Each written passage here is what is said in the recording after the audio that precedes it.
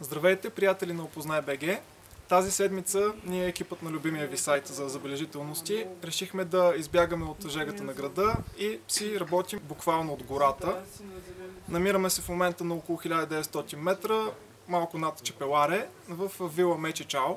Тук до мен е Тането, той ще ви разкаже малко повече какво е това Office in the Woods, как става, за какви хора е подходящо. Здравейте! Аз се казвам Станислав и съм един от домакините на офиса в гората. Инициативата позволява на хора, които работят в града, в нормални офиси, в градска среда, да продължат да работят, без да намаляват производителността си, без да спират работния процес и да дойдат заедно с своята техника в планината, където ние им осигуряваме бърз интернет, удобно място за работа, възможност за настаняване и за пребиваване известен период време в гората, където също се оказва, че хората са адски по-продуктивни, по-мотивирани, по-вдъхновени, по-склонни да споделят помежду си, да решават проблеми, междуличностни проблеми, да намират новите големи неща, които ще изобретат в различните свои бизнеси. И резюмирано, ние рестартираме хора от града в планината. И те като се върнат са много по-различни и чак с нетърпение да отпак тук. Пропусна да кажа за вкусната храна. Трябва да се изтъква. Храната тук в Родопите е страхотна. Домашни неща, природни, чисти, вкусни. От колко време го правите това нещо? Ами, това нещо почваме така по-сериозно да го правим от 2014 година. Като в началото започнахме предимно с по-малки екипи, мога да кажа предимно фриленсъри, които дойдоха за няколко дни в Чепеларе, където ни е всъщност едната локация на 1150 метра. Там имаме една сграда с няколко етажа, офис оборудване и тотално офис инфраструктура.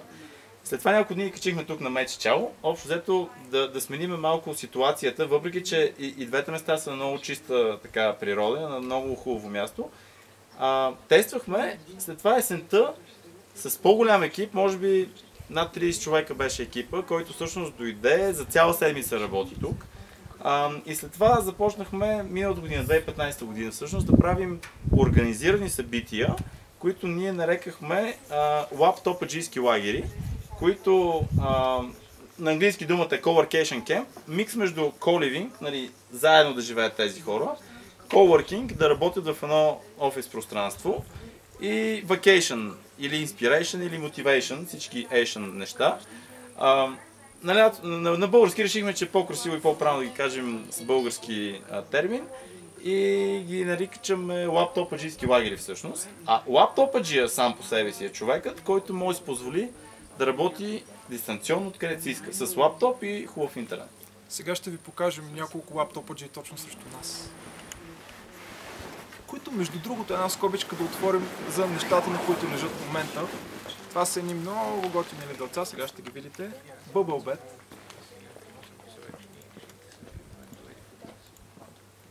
Ето това е нашата работна седмица тези дни. Значи казваш, че всъщност вие може да предложите много добри решения не само за лятото, а и есен, пролет, зима. Чепеларе е скиорска дестинация. Оказва се, че мястото, където правим тази инициатива, географски така е разположено, че първо е много комуникативно. Има редовна автобусна линия от София, от Пловдив и свързаността с останалата част на България става доста бързо, лесно и е достъпно за хора, които нямат собствен транспорт. Второ, Чепеларе, да, много е известно в момента с зимната си страна, като зимен курорт, обаче много хора може би не знаят, че всъщност Чепеларе се е зародил като летовище, като лятна дестинация още началото на миналия век, когато хора са идвали тук в планината, поради факта, че Чепеларе се намира над 1100 метра надморска височина, където растителността е изключително такава горска и голисна растителност. Чистия въздух е спомагал хората да правят така наречена рехабилитация, рекреация и постлечителни процедури за респираторни болести. И също, че Чепеларе се оказва, че началото миналия век е бил едно от местата за страхотно климатолечение. Нещо, което в момента не е толкова известно и нещо, което историята също го доказва и показва, че Пампорово курорта всъщност се е развил след 30-те години, 34-та година, когато Никола Чичо с господин Чепеларец прави всъщност там една вила пансион за предимно лятно възстановяване в планината. А оказва се, че есента и пролета са ужасно красиви, защото Чепеларе на 1100 метра, Орехово, Павелско, Хвойна, чудните местове, тези места, където са малко по-ниско от Чепеларе, там има широколистна растителност и става едно супер шарено и красиво такова килимче през есента. И всички тези забележителности, да, които ги има в периметъра около Чепеларе, позволяват хора да идват тук не само заради спортовете, зимата, ски и сноуборд респективно, а лятото колоездене, планинско ходене, ами те идват чисто заради въздуха, заради хубавата храна, която стана въпрос, и заради възможността тук да намериш някакво магическо спокойствие, защото все пак сме Родопите. И нещо, което в момента хората възприемат, че Чепеларе е зелено сърце на България. Място, където през цялото време е зелено, място, където през цялото време въздухът е чист, място, където е хладно, се оказва, супер актуално в момента, и място, където се оказва, че има какво да се прави и извън работния ден, преди и след работа, както правим с вас и с всички други лаптопаджи. Ами, разкажи малко и на нашите потребители, с какво можете да ги забавлявате. Извън всички известни забележителности и атракции, нарочно искаме много специфични неща да предлагаме. Конкретно сега много сме щастливи и горди, че в читалище Родопска искра, което е направено още 880 година, в момента има и много ден господин, нарича Илия Очиков, страхотен гайдаджия или гайдар, който се оказва обаче също, че е много добър занаятчия, който последните няколко години прави една страхотна работилница за производство на гайди. И вече имаме няколко успешни кръжоци, които той провежда, съвсем така добронамерено, искрено и открито с хората, които отиват в неговата работилничка. Показва им всъщност от едно дърво как се правят различните елементи на гайдата и накрая им засвирва с хубава така родопска мелодия, която им така отпуска душите. Бяхме там вчера, страхотно е. Друго нещо, което правим всъщност, пак мога да кажа, че е ексклюзивно интересно, така известните джип сафарита. Има ги и тук, но по-специфичното е, че хората, които обичат чистото небе, а ние поради факта, че се намираме на около 5-6 км от Рождеската обсерватория, тук небето е ужасно чисто, ясните са много ясни, няма светлинен шум, който да прави трудно наблюдението на звездите. Много добра видимост има заради чистия въздух. И най-вероятно заради факта, че тук емпирично е доказано, че има много слънчеви дни и ясни нощи, възможността това нещо да се прави през годината от 365 дни е над 200-250 дни, е слънчево и ясно. Вероятно за това обсерваторията е направена тук. Точно така, значи 70-те години са имали така, доста изследвания, доколкото знам има опции някъде в Северна България се направи, а тук конкретно, това само скоба отваряме, има опция дори да бъде на Мечичало тази обсерватория. Едно от трите места тук в Родопите и тук в региона било Мечичало, Рожен и на още едно място, не мога да кажа точно къде. Но тук, тъй като имаше военно поделение, стратегически се пресени, че там е мястото. Но връщайки се за джип сафарито, почваме да правим нощни разходки с джип над Чепеларе, където феновете на нощна фотография с стативи и с така хубави умения за нощна фотография могат да се насладят на лампичките на града, на звездите, които са на небосклона и на интересния релеф, който се очертава много добре от изгряващата луна, което всъщност пак го тествахме скоро с част от вас.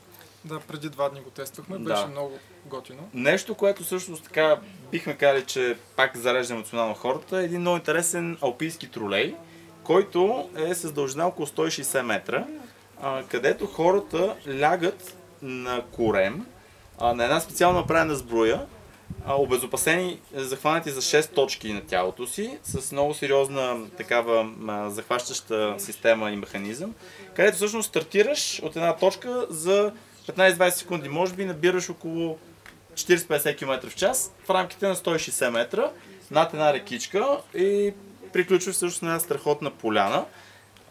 И което е още по-радващо, че тази година момчетата направиха вия ферата на същия този комплекс, така че гостите, които отидат в момента на тролея, ще могат да изпитат и тази така и ние ще ги пробваме. Анимация и активност, да. Зиплайн 160 метра над река звучи страхотно. Да. Отделно от това, чисто конвенционалните неща за правене за феновете на спорт, лятото има ужасно много възможности за планинско колездене. Чисто крос-кънтри колездене, което е по билото, особено тук, където се намираме връх Мечичал, стария римски път, който минава по билото, на времето е свързал от Тракийската низина с Беломорието.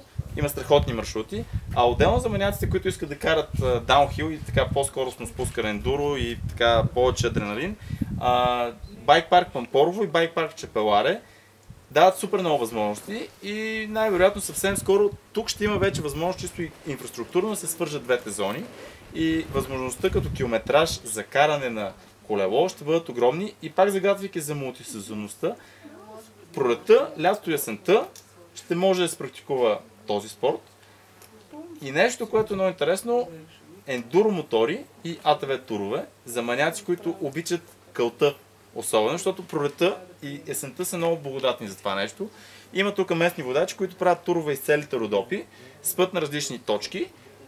И човек, който обича, нали, адреналина с бензин или друго гориво, могат това нещо да го правят. Разбира се, тенис на корт, нещо много интересно, има червен тенис корт на спортната площадка в Чепеларе. Всъщност два червени тенис корта, където човек може да играе тенис и в 5 часа след обед и да не му бъде толкова жега. Може да играе с наслаждава на много интересните склонове, защото той сам по себе си е много интересно такова панорамно място. Така, много спорт, много забележителности, много малки занечисти. Извинявай, ще прекъсвам по предния въпрос за велосипедите. Можем да си вземем велосипеди под наем или трябва да си имаме? Хубавото е, че Чепеларе вече има откъде да се вземат велосипеди под наем. Първо. Второ, има и сертифицирани планински водачи, които могат да бъдат гидове и да помогнат на хора, които нямат самочувствието сами да се ориентират в гората, да ги водят. Първо. Второ, могат да обучат хора, които имат някакви основни познания за градско колоездене, да ги обучат в планинско колоездене. И трето, хора, които в един конкретен период се чувстват така една идея по-уверени, могат да участват в така наречените организирани състезания, които буквално миналата седмица имаше едно страхотно състезание Чепеларски търкала за планинско колоездене и планински бягане, съчетано с републиканското първенство всъщност по крос-кънтри. Тоест, реално Чепеларе предлага неограничени възможности за хората, независимо от какво се интересуват, с какво се занимават. Истината е, че региона има ужасно много природни ресурси. За щастие има ги и хората, които спомагат и също ние това сме специализирали да рестартираме хората в планината и ги презареждаме чрез всички тези направления, като единия сегмент е хора да дойдат да работят в планината, другия сегмент е хора да дойдат да спортуват в планината, трети сегмент е хора да дойдат да си направят фирмени събития, ако ги категоризираме. Семинари, тимбилдинги, фестивали. Буквално преди 20 на дена имахме една много сериозна българска IT компания, която си направи семинар, т.е. фестивал за около 350 човека, точно тук на Мечичал. И радващото за нас е, че ние горе-долу посрещаме и изпращаме много различни така хора, като сферата на дейността на офиса в гората приемаме различни фриленсери, различни стартап компании, по-малки екипи, различни такива дигитални номади, които си пътуват и просто оказват в регион в този период, и различни по-големи структури, фирми, които идват различни отдели от тези структури, или имали сме случаи, идва и цялата компания. Кои компании са идвали, например? Вие всъщност идвате за втори път, което за нас е много радващо. От по-големите, така по-известни фирми, мога да кажем HP, сме имали хора, които работят на концепция Home Office. Миналата година, утре, в събота посрещаме още една такава двойка. Телерик Прогрес, те направиха 14 човека екип, направиха 5-дневна работна седмица. SumUp, една фирма, която бяха около 35 човека, те направиха 7-дневен такъв workation retreat. SiteGround си направиха този фест, който ние бяхме домакинстващ организационен партньор. Softuni като организация направиха един конферентен ивент миналата есен. Swipes е един стартап, който изкара около 6-7 дни миналата година тук на Мечичал. Camplight е една варненска фирма, която концепцията е цяло работа дистанционно. Composity, също друга варненска фирма, която дойдоха за 6 дни от морето и така много се презаредиха от жегите. Трендо, 2-3 човека миналата година бяха също. Няколко фриленсъри, които и в момента имаме 2-3 фриленсърки. Едната се занимава с финанси, друга се занимава с преводи. Миналата седмица дойдоха 2 човека, които се занимават с електронна търговия. Една двойка всъщност дойде само за уикенда.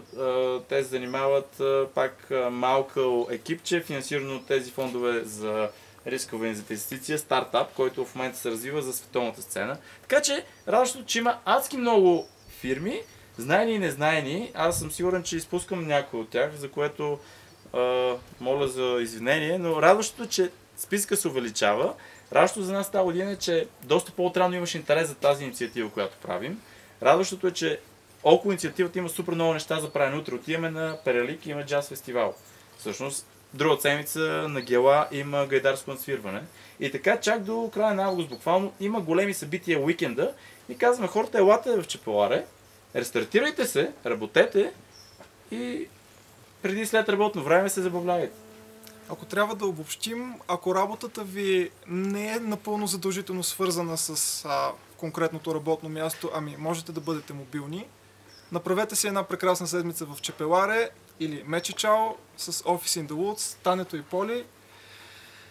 Много добра организация от тяхна страна. Вчера дори ни уредиха родопска баница от Една за леличка. жената, която направи. Донка да е жива и здрава, направи страхотен родопски клин. Това е една специфична баница с ориз и печена отдолу и отгоре, която се обръща, което е хубаво. Благодарим на Донка. Правим Специални кръжок. поздрави да изпратиш. Правим кръжок и даже утре с част от хората Донка ще дойде да им обясни как да го направи това нещо.